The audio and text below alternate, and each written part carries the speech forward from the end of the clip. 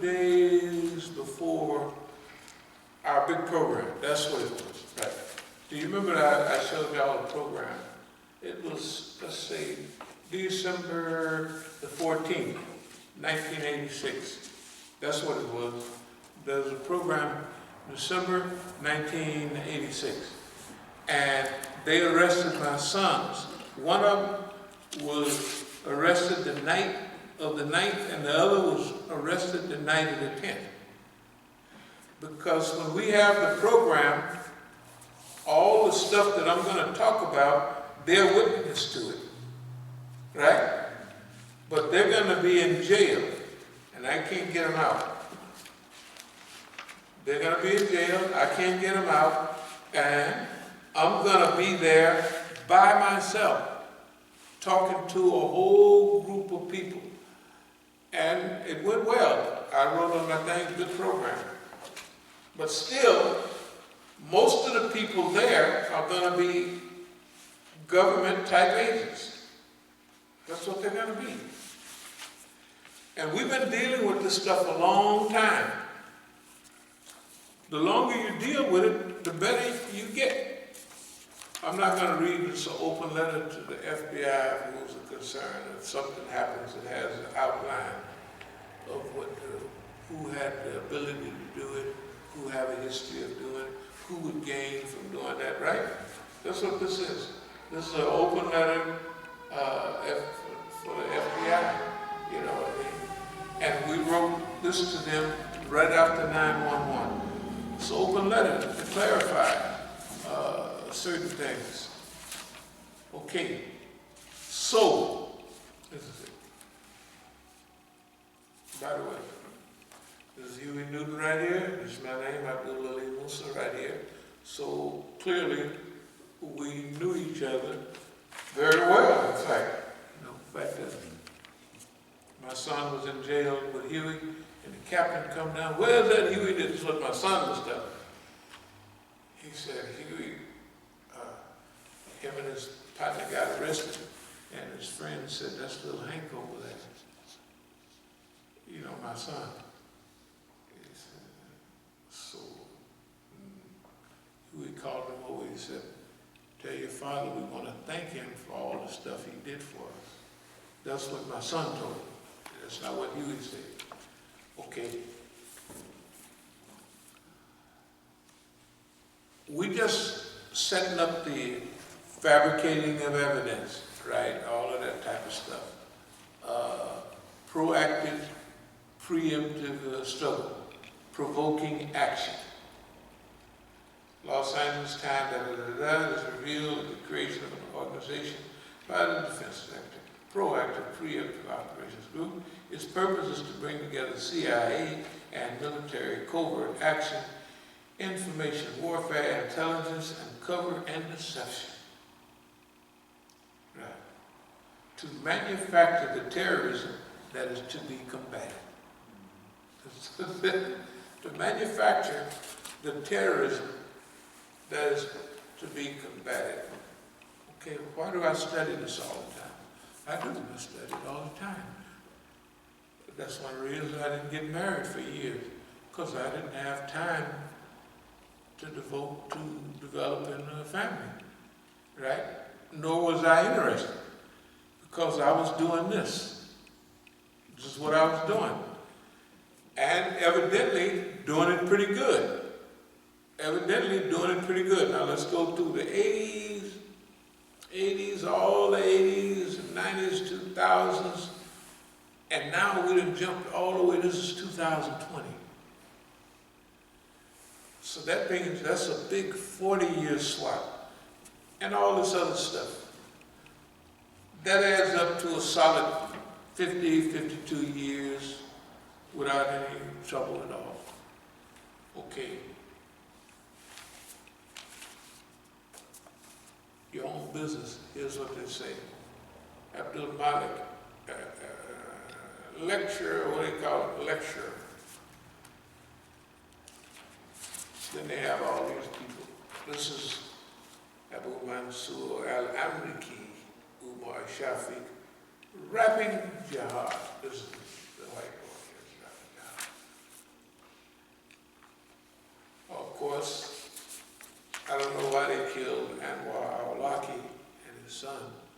kill his daughter too? Yeah. That's Yeah. They did. It's unbelievable. Adam, Yahya, Buddha, somebody, this guy here. It's not that we knew or supposed to know all the active people, the revolutionaries. I know none of these guys. And they give them a name. Now remember, this is Southern law, poverty, whatever it is. Right. Yeah. The people will put that stuff out and they will believe them. Right. Yeah. They believe those are the people that they're talking about. Here, I'm the propagandist right here. That's why we study. You can't pay no attention to nothing those people say. You can't pay attention to anything those people say. They're building up their cadre. They're giving their people a name. Look at America right now. Just look at it just over the quick overview. From the 1960s up to 2000, there's only one person that's been involved in that whole, whatever you see on TV, the hippie movement, flower children. I was there, right? Tell the truth. Do you know any nigga that have anything with the flower children? The hippie movement? Not one. Neither does anybody else. Because the hippies is either all dead or they done washed out with that crank and acid and everything, right? A few still alive, but I was there. I remember the songs, I remember the attitude and the hopes and dreams. They was building a utopia right there in San Francisco. San Francisco was a nice place at that time. It was always considered progressive. And they told the people, when you go to San Francisco, wear some, that was a famous song in 1966, wear some flowers in your hair. So, whether it's the black movement, all of these people, these are friends of mine. When we had a meeting in Algeria, I told them, you're not going to have no revolution. Y'all going down to the Rue de Douche-Marade every day buying hashish, you're not going to have no revolution. You know, that's what the Black Panther Party was doing in Algeria. So we had a meeting and I told them, well, because Pete O'Neill was the brother that writes me sometime. He was head of security at that time. The next time I saw him, when everybody moved to Tanzania, not everybody, some, he had taken over the party in 1972 from the funny acting guy, Eldridge. In fact, this is a story on the side. When we was in Dar es Salaam, I had a book on space, something like that. And he said, hey, I'm gonna bring you a telescope tomorrow. So I looked at the telescope. I said, man, I saw that telescope before. He said, yeah, it was in Eldridge's house. I said, but why was it always pointing down? Because I know when the people leave a telescope, you see it's always pointing up to the stars. I thought it was something that they did to keep all the glass flowing, and I didn't know what, but I knew every telescope I ever saw was always, right, pointed up. Probably that's why they was looking, they leave it like that. He said, man, the guy is peeping Tom. He was pointing, looking at everybody's window because he lived on the side of the hill. I said, yeah, man, that poor guy was peeping in everybody's window. He was a peeping Tom. Elders was funny like that. They say don't talk about people who say bad stuff about people who's dead. Look, Elders got everybody, like Mukhtar told, you got everybody killed, all of these people. Friends of mine, I'm supposed to got everybody. Did y'all ever hear him say that? You got everybody killed. I said, yeah. And you told the police something, you got Imam Jamil set up there. Tell the truth. It's impossible. You know the guys around here that was affiliated with down there. what they said, that if Imam Jamil do certain things, they were not going to follow it up. Did you hear that? Okay. How the hell could what could I do? I mean, how is it possible for me to do anything to set Imam Jamil up? I mean, how is it possible? It's not possible. The man is crazy. But we put up with that because we want, if a person is insane, let them keep showing it until people are convinced that they're crazy. Tell the truth. Did y'all hear on the phone, the loudspeaker, that he said, my father sold me into slavery? She said that. Huh? I didn't hear him. She said that. Yeah, she said, that's right, that's right, that's right. Well, you ain't never heard him say nothing. Right. What kind of man is it that we in Islam, that his wife is talking about wearing the pants, she wearing brogans. Wearing brogans and talking trash?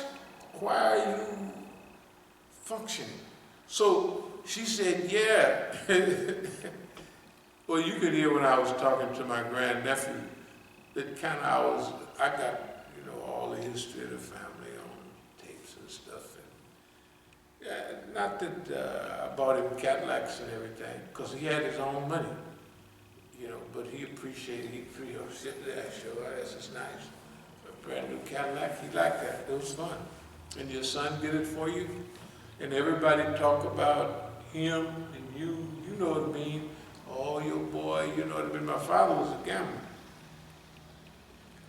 And when I think about family lineage, I think about Mukhtar's and Khadijah's mama was a dope fiend. She got buried in a casket. Boy, they had that casket in the backyard. That's the biggest casket I've seen. Good God Almighty. And I said on the thing that she was a heroin addict. And so Khadijah called, my mama wasn't no heroin addict, she was a crack addict. I said, oh, excuse me. But anyway, the daddy was kind of like a wino, and I always treated him with respect, and I helped him out all the time. He'd come by almost every day. They don't care nothing about nothing like that. What kind of people would even call the police on somebody that's been associated with all of this stuff all of this time? And remember, in our paperwork, we have to get out to Oakland by such and such a time to pay what? $50,000 in their taxes. Right, $48,900 something. In their taxes, right? When we would buy property out there, right, we would take money from here and put it in I don't know, 35,000 sometime, others, I bet you never saw them bring nothing out here for us. They had a bookstore just like we did. But I bought the books from Pakistan and India, and I had them sent to Oakland. They didn't even pay for the books. They got them free. Everything they got free. And they didn't have nothing. They didn't have nothing. And then they said, I'm stealing from the community. And I got a piece of paper that say, I didn't have no accounts in Clarence Williams. All Masjid al-Islam. So everything I got, if I got stuff from my personal property, Section 8, I put it in Masjid al-Islam. So I just showed them 2 years. This year is 2013, 2014. That come out to over $30,000, and they say, you stole 20-something thousand. I said, well, this, you can give me, if you're gonna give me change. I got, for 22,900 something. Okay. I said, just give me 20-something, just give me $5,000, $6,000, $7,000 change. If I stole, right? Yeah, if I stole, I still got something coming because I put that much in that they could see. But remember, here all the time, imagine all the money we took in here. Imagine when I went overseas and we come back with truckloads of money. You know, right? All that money went into the account. They benefited from that money. We helped them acquire property out there. We helped everybody. That's what we did.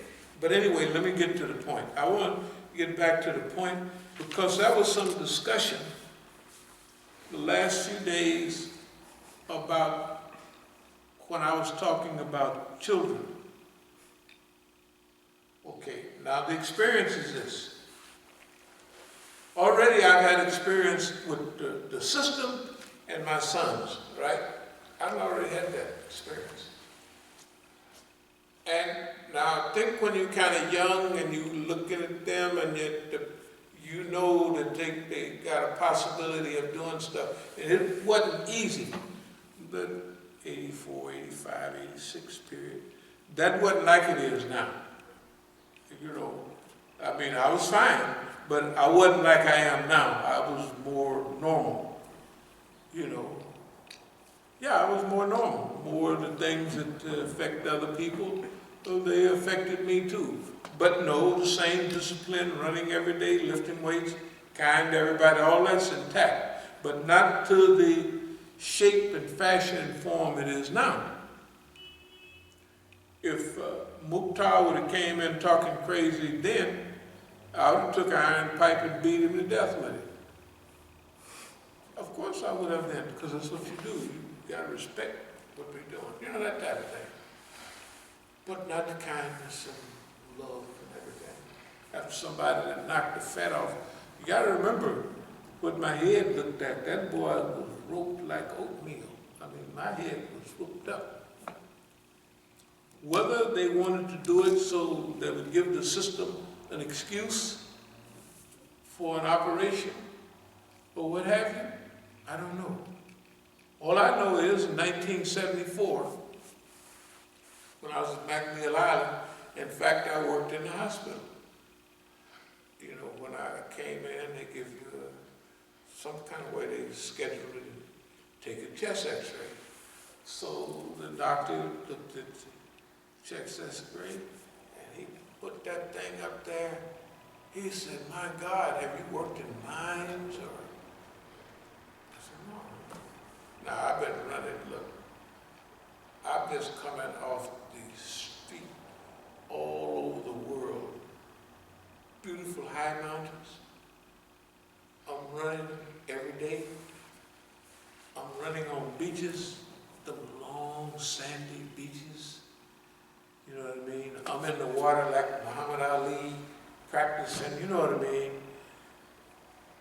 And I knew, so what I did was, I was a captain in the Nation of Islam. The other brother was working in there. I said, "Hey man," that was his job, radiology. I said, "Hey man, when they go, let's take a picture of my lungs and see what it is." So now, you know, the doctor said my lungs are so messed up. He did a biopsy, they call it. Took a little piece of something right up there. Okay, it's happened fast. That's all right. Take a look. Yeah, I got to look at it to see what's now. Anyway, by that time, the guy then got me in the room, gets the x-ray, you know, put the big lead thing over me. He holds them up. That's his job. I said, "Boy, there's some clear lungs there. He must have the prettiest lungs in the world." That's what he said. I said, "The doc showed me the thing the other day, that I saw spots all over the lines." He said, "Hey man, just like you running that yard every day, these are running the yard lungs. You ain't been doing no smoking." I said, "No, of course I ain't smoking." I said, "Of course, years ago I smoked for a little while." "Well, you done run all that out. Smoked a little weed, it ain't in there now. You done blew that all out. You know what I mean? You done blew threw it all out. At the same time, they had the bionic man stuff, so that's when that new stuff was coming. Now, imagine an animal, they take the animals, they run all over the world, or fly everywhere, they clip a little thing on them, right? Track on them. Yeah. Now, I tested this when I got out of prison and I ran in the hills. I got a feeling that, so I said, let me try this. So I'm running on, you saw the mileage I was running, and I could run a little bit then. I'd zip off in the woods and zzz, and every time when I come out the woods, it was somebody like almost right where I'm at, you know, looking all around or trying to play like they ain't looking, or you know what I mean? I said, okay, fine. I did that no less than 15 times. When I got here to D.C., when I used to run down Rock Creek, down the river, and then you can take them trails back off in there. You ever take them trails? Boy, I got back in there and I was a big mule deer. I mean, with all them antlers, a big heavyweight deer back there. Didn't make no difference where I went. When I came out, it was a car, a police car waiting right for me. Now, when I went to South Africa in, let's say 98 or something like that, or 99 or somewhere during that period, all these rich people was doing, just after Dr. Khalid Siddiqui then passed away. So they're saying, well, these rich people, they always had some kind of little things going on. So they said, you could get your blood test and our doctor will read it for you, and then he'll come and tell you about your diet and all that, you know. So with everybody else, they took